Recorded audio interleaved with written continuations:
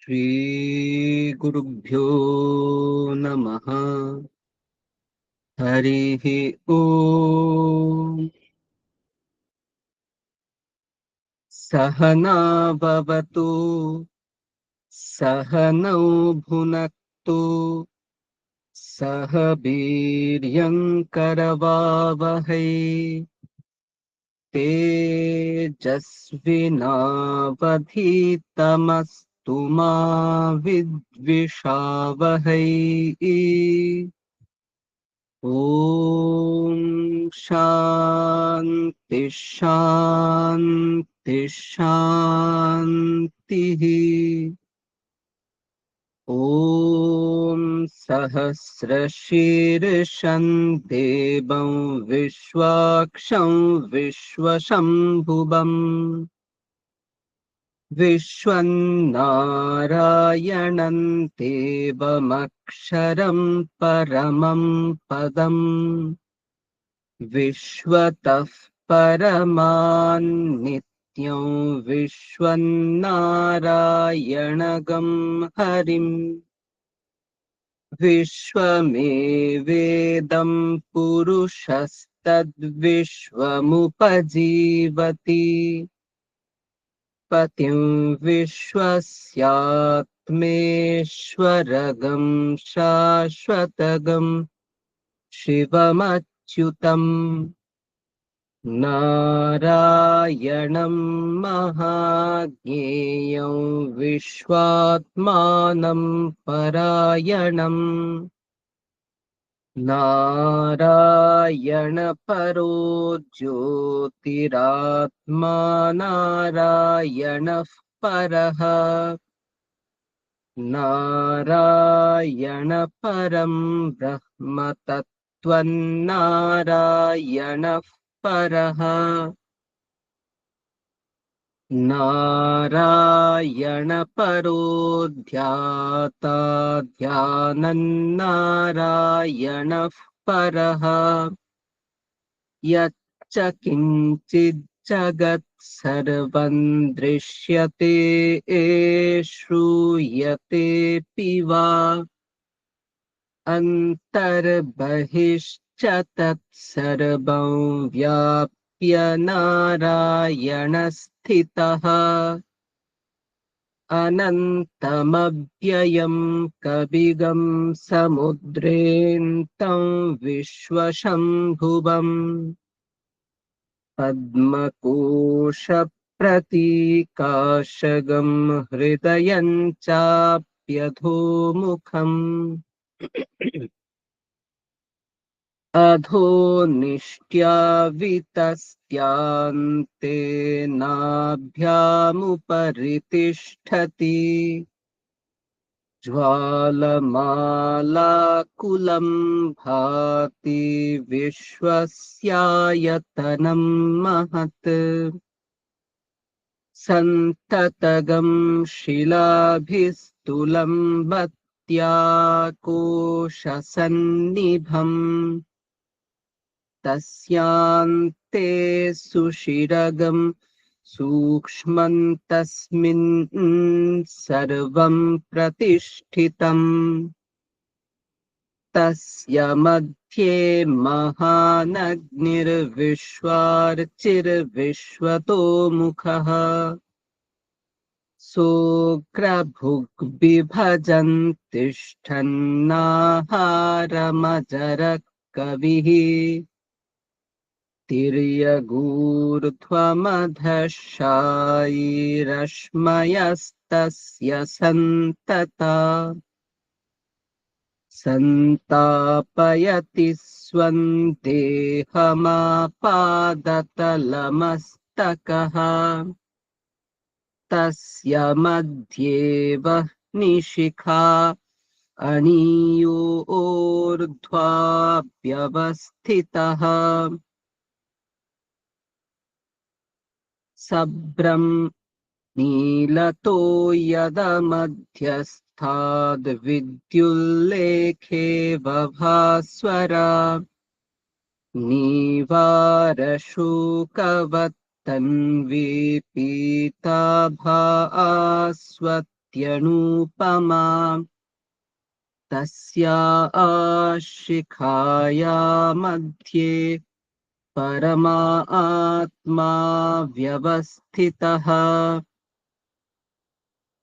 सब्रह्मस शिवः स हरिः सेन्द्रः सूक्षरः परमः स्वराट् ऋतगं सत्यं परं ब्रह्म पुरुषं कृष्णपिङ्गलम् ऊर्ध्वरेतं विरूपाक्षं विश्वरूपाय वै नमो नमः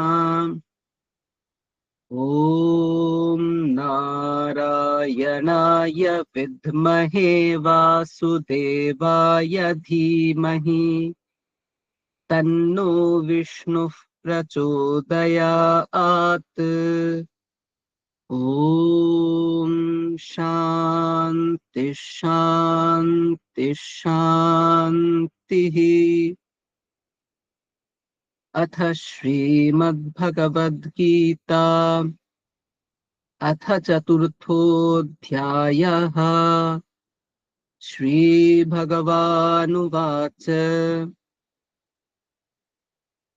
इमौ विवस्वते योगं प्रोक्तवानहमव्ययम् विवस्वान्मनवे प्राह मनुरिक्ष्वाकवे ब्रवीत् एवं परम्परा प्राप्तम् इमं राजर्षयो विदुः सकाले नेह महता योगो नष्टः परन्तप स एवायं मया तेत्य योगः प्रोक्तः पुरातनः भक्तोऽसि मे सखा चेति रहस्यं ह्येतदुत्तमम् अर्जुन उवाच अपरं भवतो जन्म परं जन्म विवस्वतः कथमेतद्विजानीयाम् त्वमादौ प्रोक्तवानिति श्रीभगवानुवाच बहूनि मे व्यतीतानि जन्मानि तव चार्जुन तान्यहं वेद सर्वाणि न त्वं वेत्थ परन्तप अजोऽपि सन्नव्ययात्मा भूतानामीश्वरोऽपि सन् प्रकृतिं स्वामधिष्ठाय सम्भवाम्यात्ममायया यदा यदा हि धर्मस्य ग्लानिर्भवति भारत अभ्युत्थानमधर्मस्य तदात्मानं सृजाम्यहम् परित्राणाय साधूनां विनाशाय च दुष्कृताम् धर्म संस्थापनार्थाय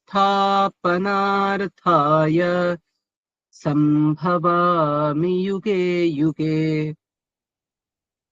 जन्म कर्म च मे दिव्यम् एवं यो वेत्ति तत्त्वतः त्यक्त्वा देहं पुनर्जन्म नैति मामेति सोऽर्जुन वीतरागभयक्रोधा मन्मया मामुपाश्रिताः बहवो ज्ञानतपसा पूता मद्भावमागताः ये यथा मां प्रपद्यन्ते तांस्तथैव भजाम्यहम् मम वर्त्मानुवर्तन्ते मनुष्याः पार्थ सर्वशः काङ्क्षन्तः कर्मणां सिद्धिं यजन्त इह देवताः क्षिप्रं हि मानुषे लोके सिद्धिर्भवति कर्मजा चातुर्वर्ण्यं मया सृष्टं गुणकर्म विभागशः तस्य कर्तारमपि मां विद्य कर्तारमव्ययम् न मां कर्माणि लिम्पन्ति न मे कर्मफले स्पृहा इति माय्योऽभिजानाति कर्मभिर्न स बध्यते एवं ज्ञात्वा कृतं कर्म पूर्वैरपि मुमुक्षुभिः कुरु कर्मैव तस्मात् त्वं पूर्वैः पूर्वतरं कृतम्।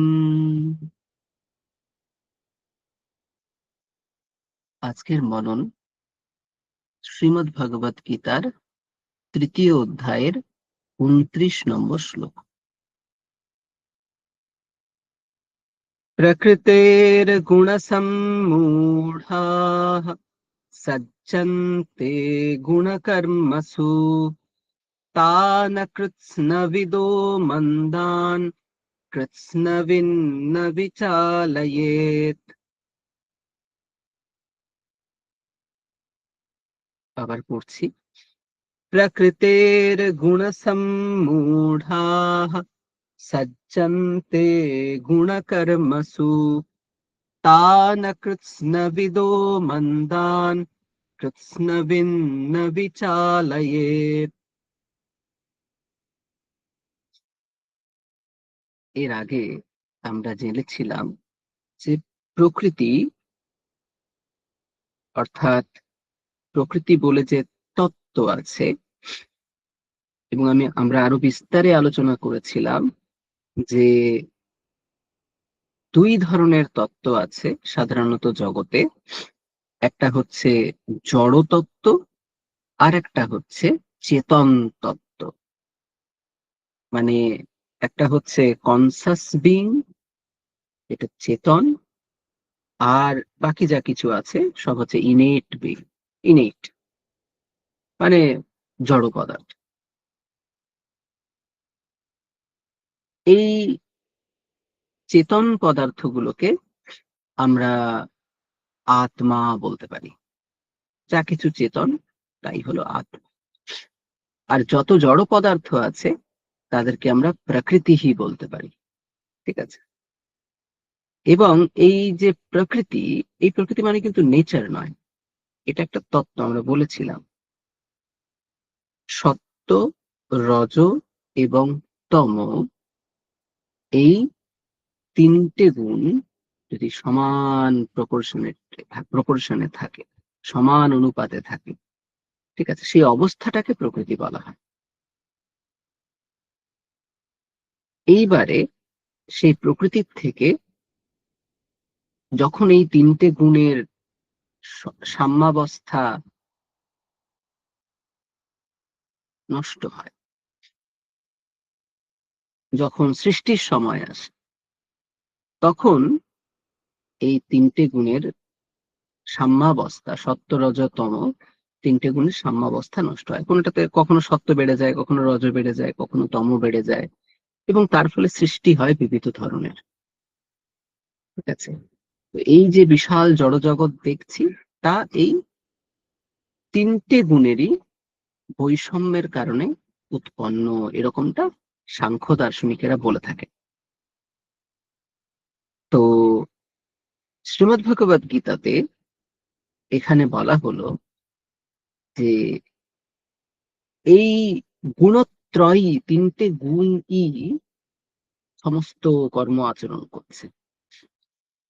যারা অহংকারের কারণে বিমূঢ়, মোহগ্রস্ত, তারাই নিজেদের কর্তা বলে ভাবে। আমরা পেয়েছিলাম প্রকৃতে ক্রিয়মাণানি গুণৈঃ কর্মাণি সর্বশঃ। এই তিনটে গুণ, প্রকৃতির তিনটে গুণ, তার দ্বারাই সমস্ত কর্ম সাধিত হচ্ছে। যারা অহংকারের দ্বারা মোহগ্রস্ত, তারাই নিজেদেরকে কর্তা বলে ভাবে। এটা নিয়ে আমরা বিস্তৃত আলোচনা করেছিলাম। এবং আমরা বলেছিলাম যে যখন ব্যক্তি এটা জানতে পারে যে আহ, সে নিজে পুরোটা পরিচালনা করছে না, তখন সে হাম্বল হয়ে যায়। তখন এই বিষয়গুলো তাকে আর স্পর্শ করে না। এই কর্তৃত্ব বা এই অহংকার, আমি করছি, এই অহংকার, কর্তৃত্বজনিত অহংকার তাকে স্পর্শ করে না। এই বিষয়টা নিয়ে এগিয়ে এগিয়ে আসছে। আবার সে আগের কথাই বলা হচ্ছে যে তাহলে যে জ্ঞানী ব্যক্তি, ঠিক আছে, তাহলে সে কি করবে? যারা এই প্রকৃতির গুণে মোহগ্রস্ত হয়ে আছে, ঠিক আছে, গুণ এবং কর্মে আসক্ত হয়ে আছে। আগের আগের ক্লাসে আমরা গুণবিভাগ কর্মবিভাগ পড়েছিলাম। যারা এগুলোতে আসক্ত হয়ে আছে,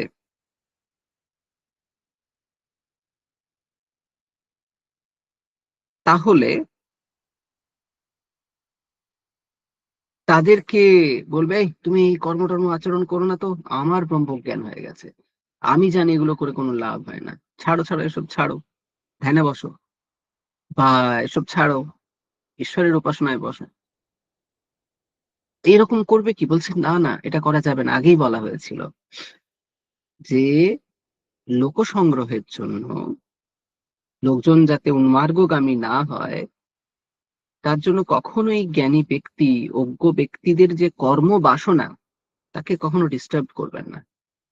কারণ কর্মই হচ্ছে এমন একটা বিষয় যা মানুষকে এনগেজড রাখে। শাস্ত্রবিহিত কর্ম আচরণ করলে সে তো শাস্ত্রবিহিত কর্ম আচরণ করতোই না যদি তার মধ্যে কর্তৃত্ব ভোক্তৃত্ব বুদ্ধি না থাকতো। আমি কর্তা, আমি ভোক্তা, এরকম বুদ্ধি, এরকম অহংকার আছে বলেই না সে কর্মে প্রবৃত্ত হচ্ছে। তো যদি এরকম অহংকার কারো থাকে, আমি কর্তা, আমি ভোক্তা, তাহলে তার কর্মপ্রবৃত্তি আটকানো উচিত নয়।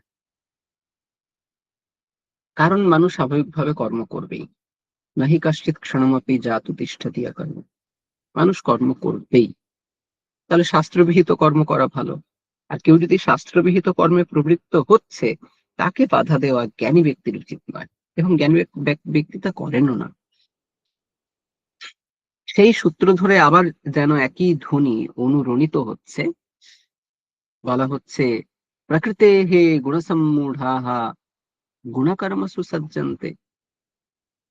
প্রকৃতির সত্য, রজ, তম, এই তিনটে গুণের দ্বারা যারা মোহগ্রস্ত, অর্থাৎ যাদের জ্ঞান উৎপন্ন হয়নি, মানে যারা অজ্ঞ ব্যক্তি, তারা গুণকর্মসু সজ্জন্তে। আমরা এর আগের আলোচনাতে গুণ এবং কর্ম বলতে কি বোঝায় জেনেছিলাম। গুণ হচ্ছে দেহেন্দ্রিয়াদি এবং তাদের যে কাজ, দেহেন্দ্রিয়াদির যে কাজ, দেহের কাজ, ইন্দ্রিয় সমূহের কাজ, ঠিক আছে, এইগুলোতে আসক্ত হয় কারা? অজ্ঞ ব্যক্তিরা। প্রকৃতির গুণ সমূহের দ্বারা যারা মোহগ্রস্ত হয়ে আছে, আর যারা এই প্রকৃতির গুণ সমূহের দ্বারা মোহগ্রস্ত নেই, তাদেরকে কি বলা হয়? তাদেরকে বলা হয় গুণাতীত। এই শব্দটা আপনারা শুনবেন যারা একটু আহ আধ্যাত্মিক বই পড়েন বা ভগবদ গীতা, রামায়ণ ইত্যাদি পড়েন।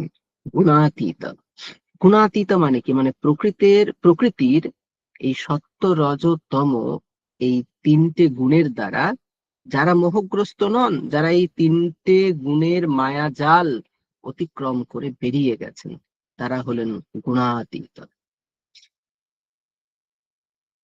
তো প্রকৃতির গুণ সমূহের দ্বারা যারা ভ্রান্ত হয়ে আছে, আমি, আমার, এরকম জ্ঞান যাদের হচ্ছে হচ্ছে তাদের কি হয়? তারা ভাবে এই দেহ হচ্ছে আমি। আমরা বলি না, আমি মোটা, আমি পাতলা। আচ্ছা, আত্মা কি কখনো মোটা হয়? না, আত্মা পাতলা হয়। তাহলে আমি মোটা, আমি পাতলা কাকে বলা হচ্ছে? শরীরকে ধরে বলা হচ্ছে। শরীর মোটা হয়, শরীর পাতলা হয়।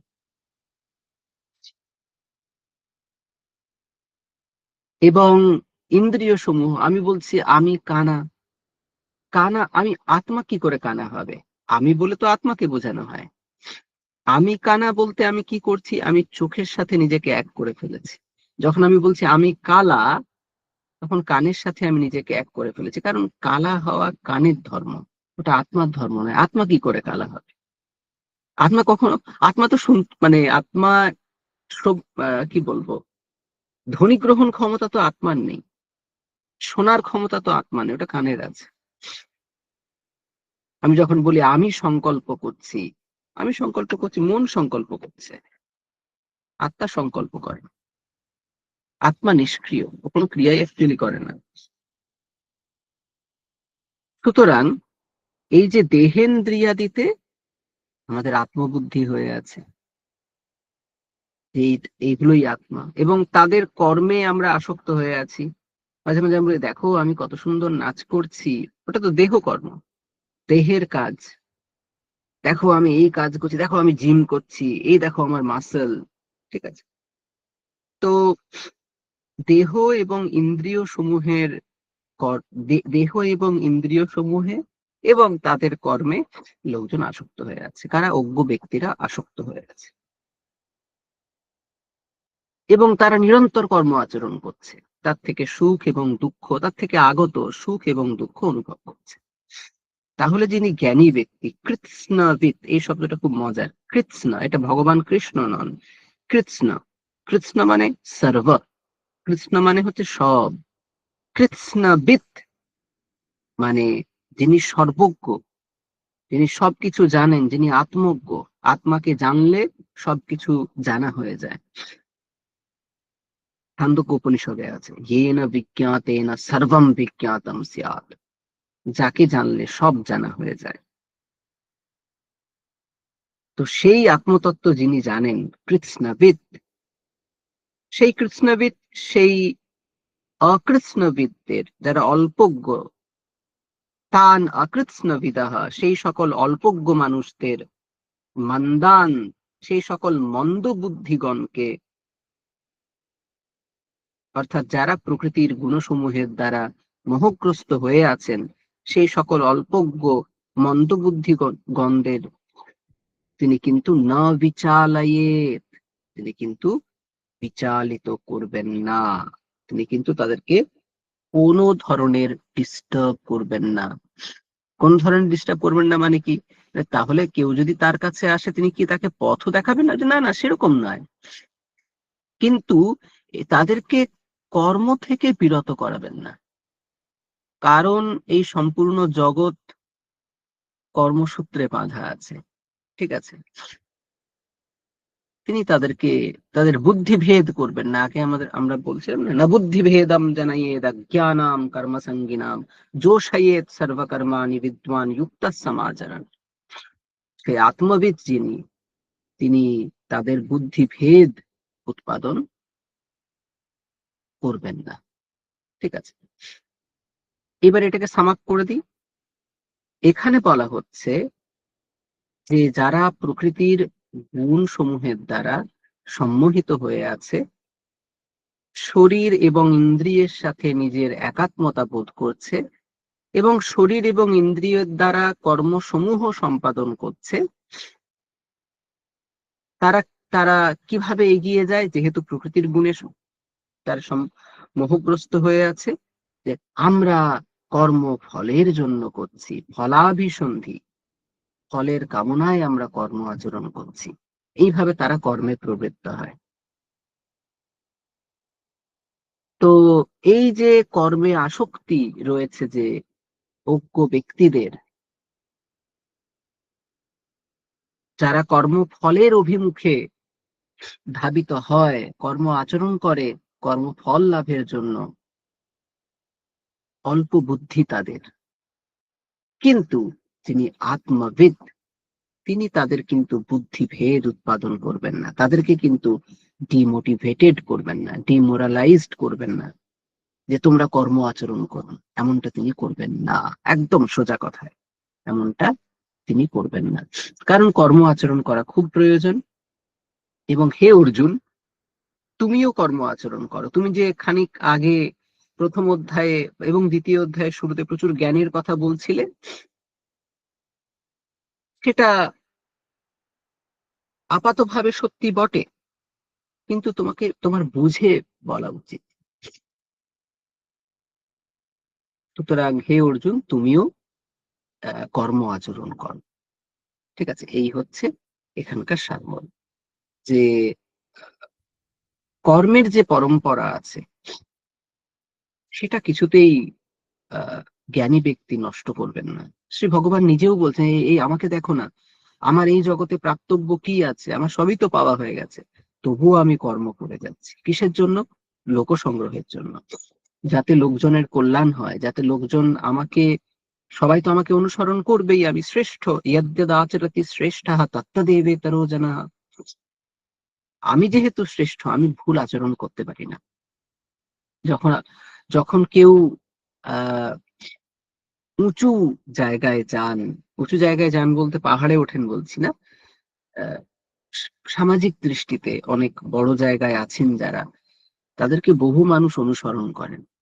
ফলে তাদের অত্যন্ত সাবধান হওয়া উচিত, তাদের কাজকর্ম অত্যন্ত পরিশীলিত হওয়া উচিত, আরো অনেক চিন্তা করে করা উচিত, কারণ বহু মানুষ তাদের অনুসরণ করবেন।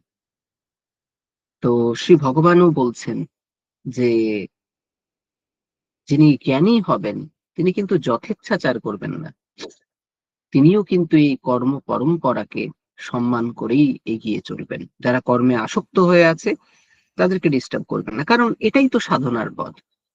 প্রথমে অলসতা কাটানোর জন্য সকাম কর্মেই ঢুকতে হবে, না হলে আমাদের আহ কর্মে প্রবৃত্তিই হবে না। ইনসেনটিভ দরকার, না হলে লোকে কর্ম আচরণ করবে কেন? যেমন অর্থের জন্য কর্ম করছে, অর্থটা এখানে ইনসেনটিভ। কিন্তু এই সকাম কর্ম খারাপ নয়, আমাদের সমস্ত অলসতাকে দূর করে দেয় সকাম কর্ম। তারপরে সকাম কর্ম করতে করতে করতে করতে ঈশ্বরের কৃপা প্রার্থনা করতে করতে করতে করতে ধীরে ধীরে এই কর্মবন্ধন আলগা হতে শুরু করে। তখন কর্মের ফলের প্রতি আর আসক্তি থাকে না, তখন মনে হয় যে ঈশ্বর আমাকে দেখছেন, আমি কর্ম করছি, এইটুকুই। ইমিটেশন অফ ক্রাইস্টে সেই ভদ্রলোক বলছেন, যিনি আহ, এই বইটি লিখেছেন, যে উনি রাঁধুনি ছিলেন, কিন্তু তার মধ্যেই উনি খুব বড় একজন জ্ঞানী হয়ে গিয়েছিলেন। কারণ বলতেন, আমি দেখছি যে জিসাস আমাকে শুধু দেখছেন, আমি এর কোনো খারাপ কাজ করতেই পারি না। কেউ কারোর মনে যদি এরকম একটা ভাবনা স্থির হয়, যেটা যেটা আহ, বিশ্বাসযোগ্য, বিশ্বাস করা যায় যে ঈশ্বর আমাকে সবসময় দেখছেন, কারণ স্বাভাবিক, ঈশ্বর যদি ঈশ্বর হন তাহলে অবভিয়াসলি আমাকে সবসময় দেখছেন। এমন নয় যে আমি যখন পূজা ঠাকুর ঘরের সামনে গিয়ে বসছি তখনই দেখছেন, বা আমি মন্দিরে যখন যাচ্ছি তখনই দেখছেন। এবং এই ধারণা যদি কারো দৃঢ়বদ্ধ মূল হয়, তাহলে সে কোনো খারাপ কাজ করতেই পারবে না, এবং সে প্রত্যেকটা কর্ম অ্যাকিউরেটলি করবে, কারণ সে জানে ঈশ্বর আমাকে দেখছে।